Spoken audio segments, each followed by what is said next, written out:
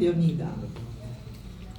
Jonid, sa muaj që ke filluar coaching? Atëherë, më duhet flas pak më shumë për, nëse i cili vetëm për coaching. Unë me MMO njihem pra më shumë se një vit tashmë. Coaching kam filluar në shtator të vitit të kaluar. Mbaj mend kur jam prezantuar për herë të parë me 2 nga coaching që kam bërë në MMO, dhe isha ajo mënyra se si bëndshin trajnimet. Pra, ajo çfarë unë vura re dhe çfarë më ka tërhiqur në mënyrë marramëndse është që përpara se të jemi agent imobiliar, përpara se të jemi biznesmen, përpara se të jemi çdo lloj profesioni tjetër, duhet të jemi njeri. Pra kjo ishte kryesorja që unë fillova dhe të ndjek të gjitha trajnimet që bëheshin në MMO dhe para se të filloj coaching.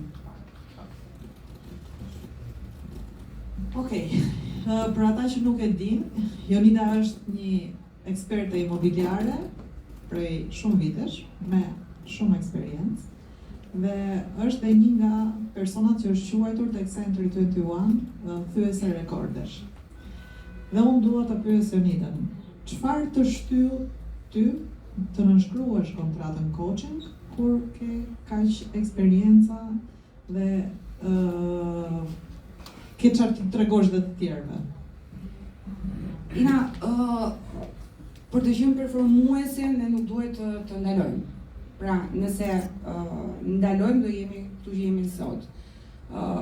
Ne themi gjithmonë, madje ka ndodhur deri tani në trajnim, besoj, ju të gjithë keni menduar u pun këtë e dija. Apo këtë, po e dija, por pra në momentin që dikush tjetër pra i çon qasjen në mendjen tënde, ti pavarësisht se i din, fillon dhe i përvetson në veten tënde.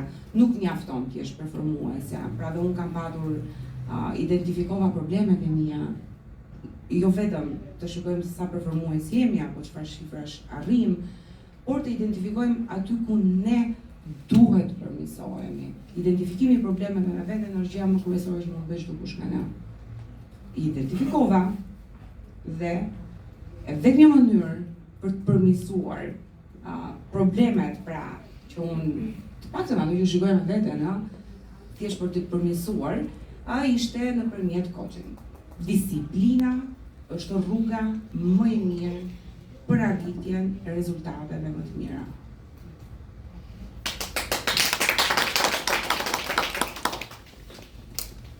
Çfarë ka ndryshuar Jonida në rutinën e vet që nga mëngjesi deri në darkë?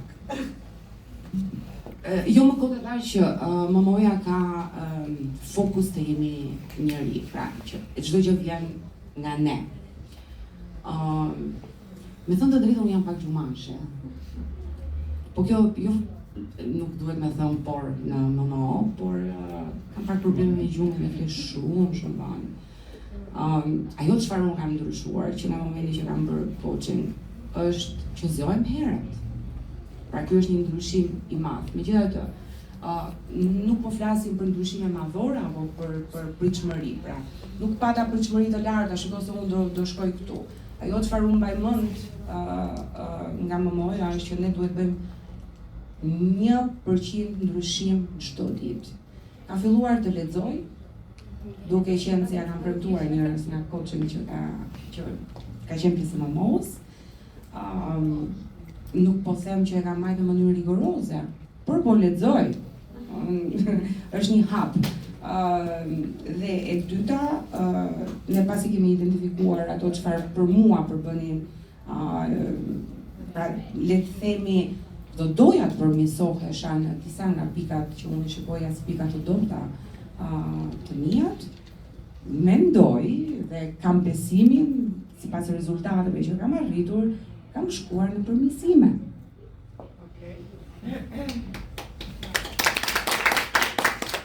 Jonida kishte këtë problemin me gjumin, por ka dhe një problem tjetër, që do të sfidoj sfidat. Veten. Dhe veten. Dhe çfarë bëm për të ndryshuar orarin e zgjimit, Jonit? Më duhet isha çdo ditë në orën 6 tek liçene, nëse nuk paraqitesha aty. Pra, unë i dua sfidat, i dashuroj sfidat. Nëse dikush nuk më vendos sfidë, s'kam si ta sfidoj.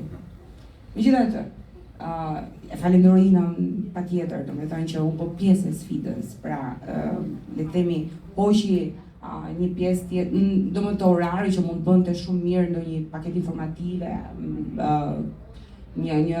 të shikonte një kurs, u bë pjesë për të më ndihmuar duke identifikuar që Jonida, nëse nuk i vendos sfidën, vështirë që të zgjohet. Kështu që shumë faleminderit Ina për këtë pjesë dhe jo vetëm.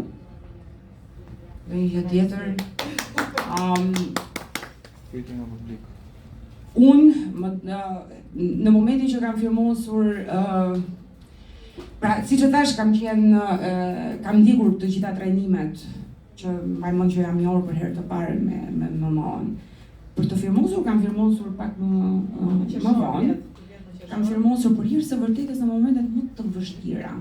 Pra le të themi, jo vetëm nga ana e profesionale, pra ka qenë duke ja vendosur fajin tregut. Një agent imobiliar, nëse nuk kujdeset çdo ditë, pasojat i vjen pak më vonë dhe çfarë do thotë, i ka fajet tregu, i kanë fajet zgjedhjet, i kanë fajet rivlerësimi, ka fajet banka që ka rritur interesat. Asnjëri nga këto nuk i ka fajet. I kemi vetëm na.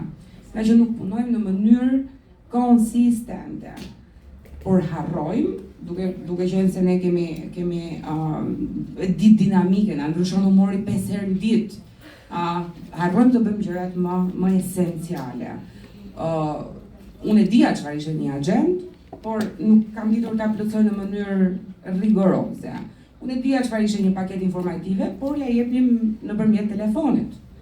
Pra, të rrisësh standardet e vetes për të patur një vlerë më të mirë në treg, nuk mund ta bësh jashtë coaching. Ti ke qenë orientuar të punoje me blerësit.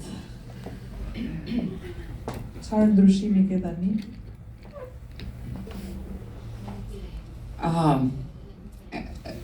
Unë kam qenë, domethënë që në hapat e parë, për efektet e eksperiencave të mëparshme që kisha, në mënyrë, nuk e di se si ka ardhur, në fillim e kanë kaluar shumë vite, agjente e orientuar vetëm nga blerësit. Kisha një antipati për shitësit, me thënë të drejtën. Pra, le ta themi në mënyrë në thonjza, pra në sensin vlerësonin pronën më shumë se ç'duhet, e kanë emocionalisht, unë pak emotive janë vetë dhe pastaj filloni bënin gjërat të ndërlikuara. Kam punuar me veten dhe mënyrën se si të përmirësohem me blerësit dhe rezultatet e mia në këtë kompani kanë qenë fal punës që kam bërë, besimi që ato kanë patur tek unë dhe referimeve që kanë sjellë.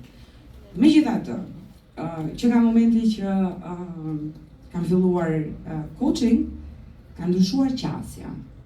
Dhe kam kuptuar që të merresh me shitsin është shumë herë më e lehtë sa të merresh me blerësin. Pra, ti e ke në kontroll. Të gjithë të tjerët punojnë për ty. Ti nuk punon, vetëm për çelin pronën do punosh, të punosh për veten, për komisionin. Po punojnë të tjerët.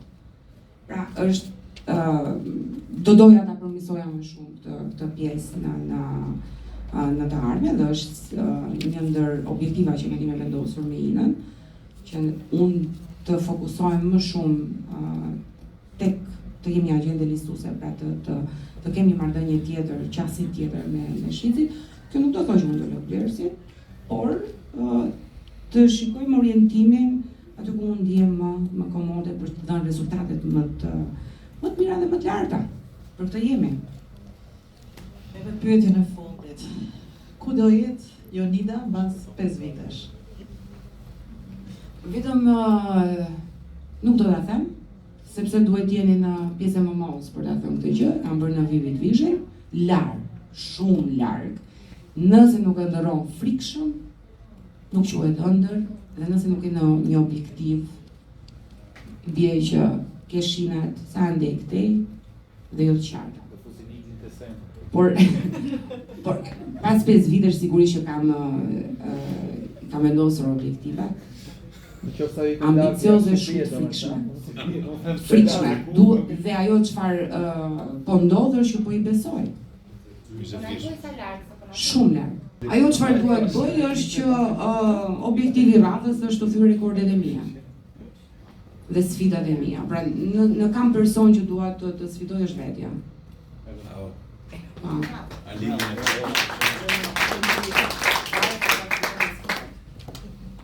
Faleminderit. Joni, shumë suksese.